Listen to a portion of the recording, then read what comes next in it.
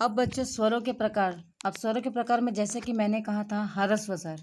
अब यहाँ क्या दिया गया है, जिन स्वरों के उच्चारण में कम समय लगता है उन्हें हम ह्रस्व स्वर कहते हैं। जैसे अ, ई, उ और री, ये क्या है, ह्रस्व स्वर। लेकिन ये कैसे जानेंगे हम? जैसे आप अगर खुद से बोल के देखिए तो आप आसानी से अ बोल लोगे। ई, उ, री, ये क्या हुआ, हमने इसको बहुत आसानी से उसका उच्चारण किया है ना। जैसे इसमें बिना किसी रुकावट के जब हवा बाहर निकलती है तो उसे हम क्या कहेंगे, ये हमारा ह्रस्व स्वर हुआ। ह्रस्व स्वर में बोलने में हमें कोई कठिनाई हुई नहीं, तो उसको हमने क्या किया, बहुत आसानी से बोल दिया। अब आता है दीर्घ स्वर।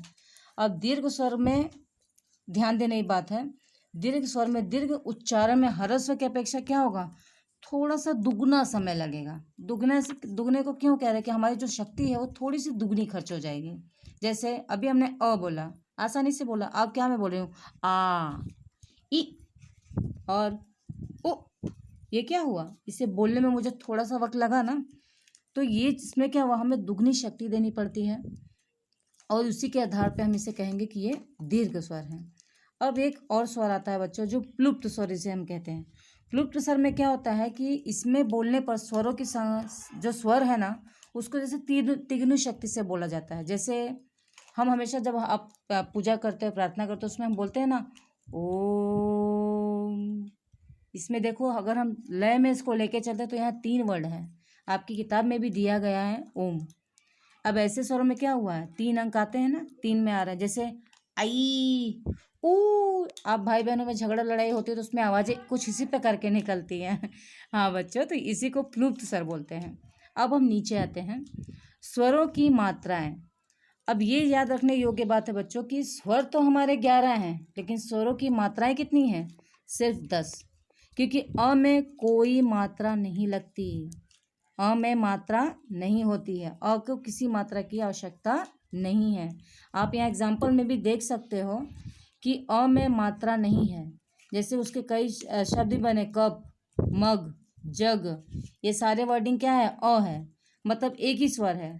यहाँ पे आप देख भी सकते हो कि स्वरों के जिन चिन्हों का प्रयोग व्यंजन के साथ किया जाता है उन चिन्हों को हम मात्रा कहते हैं। बिना इन मात्राओं के हमारा शब्द क्या होगा, वो पूरा नहीं होगा। जैसे अगर मैं कहूँ मात्रा, यहाँ पे देखिए वर्ड दिया है मात्रा, तो म पे आ की मात्रा मा, त्र पे आ की मात्रा त्रा। ये जब दोनों शब्द मिला तो आपका एक शब्द तैयार हुआ ना, मात्रा। ठीक इसी प्रकार अस्वर के अतिरिक्त सभी स्वरों की मात्रा निश्चित है, लेकिन अ में कोई मात्रा नहीं लगती। आगे देखिए, अब यहाँ आ की मात्रा, जैसे कि आपको मैंने बताया कि स्वरों की मात्राएं की संख्या सिर्फ 10 होती है। अब 10 में हमें एग्जाम्पल वाइज यहाँ पे दिया गया है। जैसे आ की मात्रा लगी तो पान बन गया, ई की मात्रा लगी तो दिन बन गया, बड़ी की मात्रा लगी तो किल बन गया, छोटे ऊ की मात्रा लगी तो पुल बन गया, बड़े ऊ की मात्रा लगी तो फूल बन गया। अब री का हमें देखो, री का खाली ये निशान हमें लगाया है, तो री से क्या बन जाता है, कृपा। ऐसे क्या हो गया, केला। बड़े ऐसे क्या हो गया, थैला। ओ से क्या हो गया, होश। और औ से क्या हो गया, नौका। इस प्रकार से आ से लेके औ तक में हमारी मात्रा का इस्तेमाल किया गया है।